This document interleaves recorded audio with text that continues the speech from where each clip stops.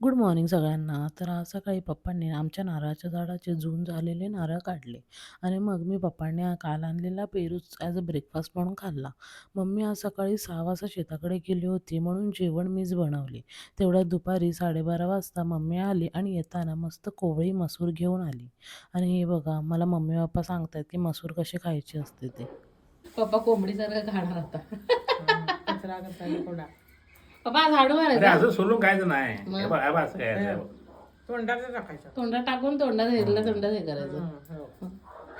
काढा भाऊ. त्यातून जमणार मी काढते. दुपारी मस्त जेवलो आणि नंतर पप्पांनी शेतातून आणलेला पपई खाल्ला, जो एकदम मधासारखा गोड होता. काल सप्त्याच्या घाईमुळे कपडे धुतले गेले नव्हते म्हणून आज मम्मी पूर्ण धोबीघाट घेऊन बसले. बाजूच्या काकींनी मस्त शेतातून आणलेला ओला हरभरा दिला होता, तो खाल्ला आणि संध्याकाळी अनिताताईला भेटायला गेले. आमच्या बाबांनी पण झाडाचे नारळ काढलेले, त्यातलाच एक नारळ मी घेतला आणि मस्त सोलला. इथे आईने ज्वारी सुकायला ठेवली होती. नारळातलं पाणी पिलं आणि हे बघा, खोबरं खूप मस्त लागतं. थोडं मोठं होतं नारळ जून झालेला म्हणून, पण खूप छान लागत होतं.